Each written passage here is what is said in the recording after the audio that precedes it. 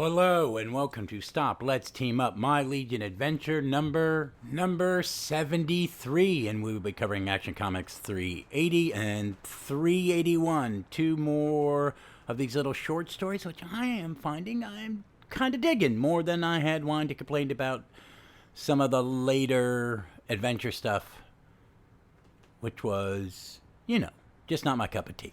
But these I've enjoyed a little bit more. So let's get to the pertinent data for 380 from the Grand Comic Book Database. This comic was published on July 29th, 1969. It was cover dated September 1969. It has a wonderful cover by Kurt Swan and Murphy Anderson. And we had this comic as a kid. It is The Confessions of Superman. And he's typing away. It's just a great cover. This has been... This comic was edited by Mort Weisinger, and his assistant editor was E. Nelson Bridwell, which is cool because E. Nelson will become a big part of the Legion family. All right, there are several. This comic has a Superman story, Confessions of Superman, which is 10.67 pages. There were pages where, in those days, half a page might be ads. The Legion story is titled Tales of the Legion of Superheroes, Half a Legionnaire. It's 11.7 pages. It is written by Jim Shooter, penciled by Jim Shooter, layouts only. Pencils Win Mortimer, Jack Abel inks, colors not credited, Milton Snappin, letterers.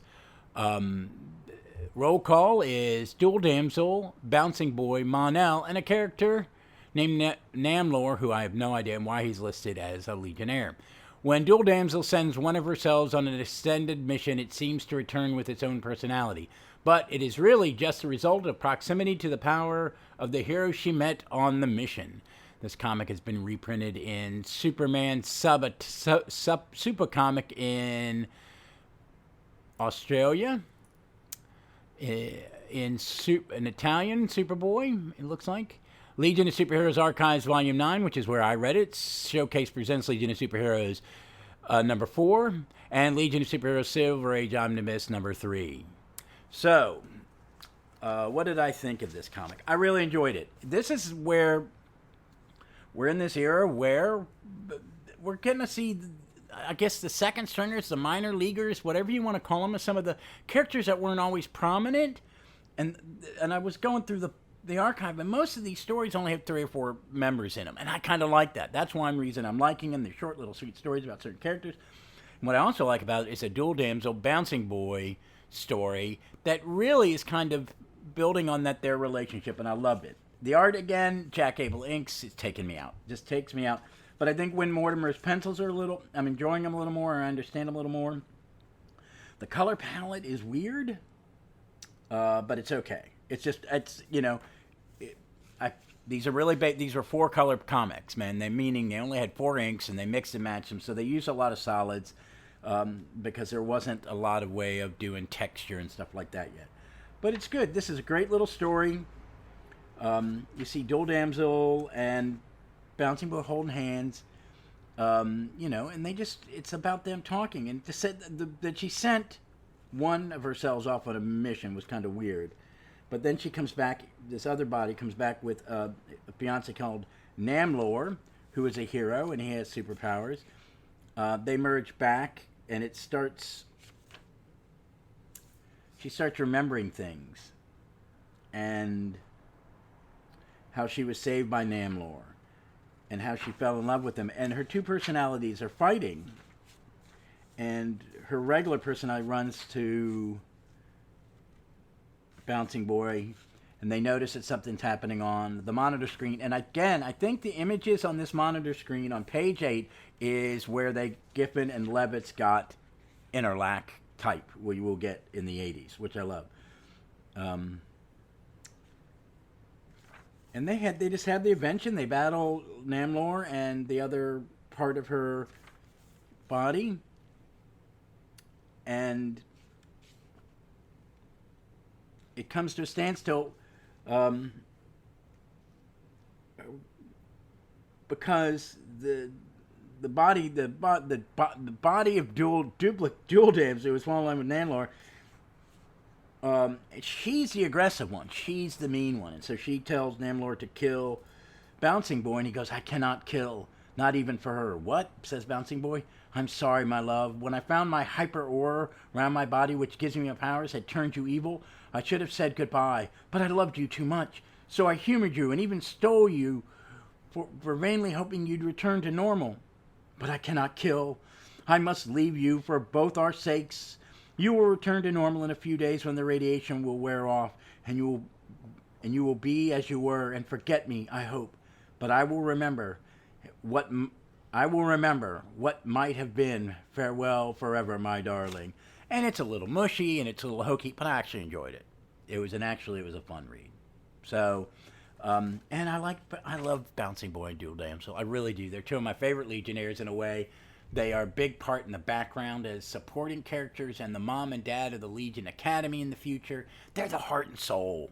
I mean, really, they're some of those characters that I feel are the heart and soul of what I like about Legion. So, bravo on this story. So we're going to move to 381, which is called The Hapless Hero. But let's get some Grand Comic Book Database info. All right, so 381 has a cover date of October 1969, my 5th birthday month. It is a wonderful cover called where Superman is planting a flag with his shield, his symbol, his big S in front of the UN. And the name of the story is Dictator of Earth. This was published on August 28th, 1969. The Superman story is only 9.17 pages. It is by Leo Dorfman, Kurt Swan, and George Roussos, but the cover is a Swanderson cover, which is chef kiss to anything Swanderson. There are a bunch of little fill-ins, and the Legion story is 11.7 pages. These are really they're short, really 8-page ones of the olden day short pages. I like this. It is called The Hapless Hero. It is written by Jim Shooter, pencils, layouts Jim Shooter, Win Mortimer, pencils, Jack Abel, inks, and Milton Snapin, letters. The characters in this one are Shrinking Violet, Matter Eater Lad, Karate Kid, Phantom Girl, Chemical King, Woohoo, Brainiac 5, Saturn Girl, Lightning Lad, Ultra Boy, Princess Projector, Dual Damsel. Rawl, the father of Matter Eater, admits the mother of Matter Eater Lad appear in this, and the synopsis is, while other Legionnaires spend time with their families, Matter Eater Lad has an argument with his father, and he ends up back at Legion headquarters, where Shrinking Violet complains about her boyfriend troubles. They go out on a date, which is interrupted by the arrival of Duplicate Boy. But instead of fighting, Matter Eater Lad teaches Duplicate Boy how to treat a lady. Ooh, Legion has turned into a romance comic. This was reprinted in Australia in Superman Super Comics, 136, 1959. In 1970, I'm sorry. 59 is the publication of that comic brand. Again, Legion Archives number 9, Legion Showcase presents Legion of Superheroes 4, and Legion of Superheroes Archives Volume 3. Again, I like this one. It was okay. I'm not a big fan of Duplicate Boy, and this version of Shrinking Violet, the old one, that gets not corrected, but has some growth in the 80s, I think it doesn't hold up in some ways. It's one, again, the romance thing, which we had in the last one. I like Tenzel Kim. I like we see his family. His dad's a bit of a prat. He's a hopeless gambler. I forgot that, yes. His dad's a deadbeat, and he just, he leaves. It's just horrible. It's just, I had forgotten about this, and, I think I read this once, maybe 20 years ago or 30 years ago. But I forgot he had such a horrible upbringing. That's that I like. This is, give them some depth. Give the characters some depth. I love that. And to, cause and effect, depth, but he listens to his friend about Duplicate Boy. Oh, this Duplicate Boy has a new costume. It's a little brown. It's almost like a leather ball kind of thing. I hate it. It's just kind of ugly. But that's me. I kind of like his other one, his original, and the one that they use when Giffen draws and brings him back. But, he's just not attentive. He's away being a hero, and, so, you know. So he's Mary Lad's going to take her out on the town, cash his Legion paycheck, and take her out. Princess Projecta lends her some clothes, and they go on a date, and they're having a good time, and they're just being friends and talking about life and what they, him eating real food instead of just whatever he wants. They go out for dinner and dancing, and they share a kiss. And at that point, poof, Duplicate Boy shows up. And he's a bit of an asshole. He's a bit of an asshole. He is brutish, he's a bully, and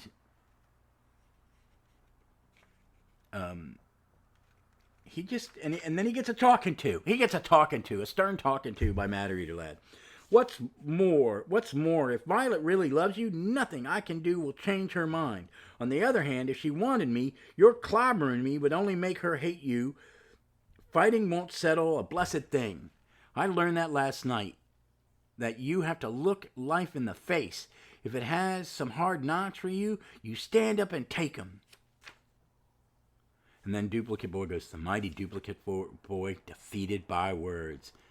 Then I've lost you, Violet. And she goes, no, you big dumb lug. I love you. I just needed you when you weren't here, and I felt so lonely, and Ted took care of me, that's all.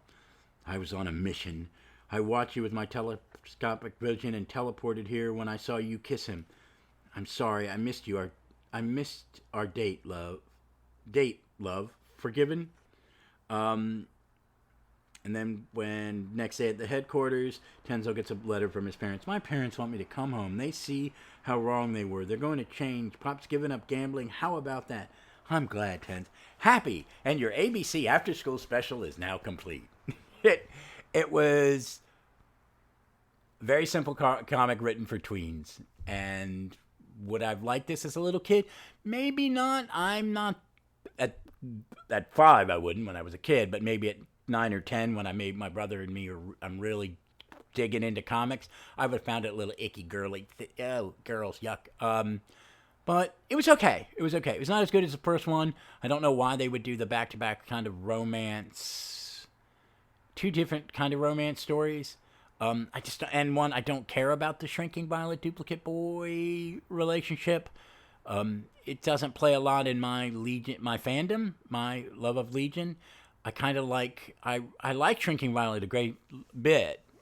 And I understand why, like Jimbo, she's her favorite. And I think a lot of that, for me, my liking her is the Levitt stuff, the Levitt Gibson stuff and beyond.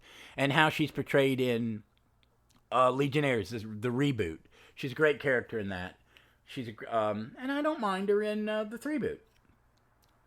We will not talk about the Bendis boot until we get to it again. So I will be 102 and hopefully still mentally aware, but maybe not reading comics.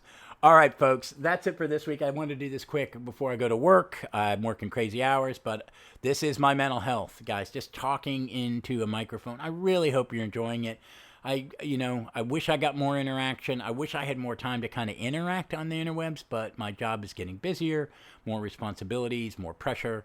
But this and doing other stuff with comics, collecting my omnibuses, kind of getting stuff. I'm going to slow down on that because I really got a lot of what I want, and I'm buying and reading. I just got Captain Britain, which is freaking amazing what's in it. Really, the Herb Trimp color stuff, the Black Knight stuff by Parkhouse and him, stuff I've never seen. I am so excited to read it. But I'm in the middle of reading Milestone, Omnibus 1. I want to go back to Blackest Day. So I'm going to jump around a bit. And I got new comics to read. I have a recommendation. And it is not a superhero, and it is not a teen book. But it is a book that I was given issue 1 by Pat at Velocity Comics in Richmond. It is written by Noah Van Sciver. Yes. The little brother of a comic creator that I really don't follow anymore because he is a proponent of Comicsgate and I am not. And wherever you stand on it, that's your opinion and you're entitled to it.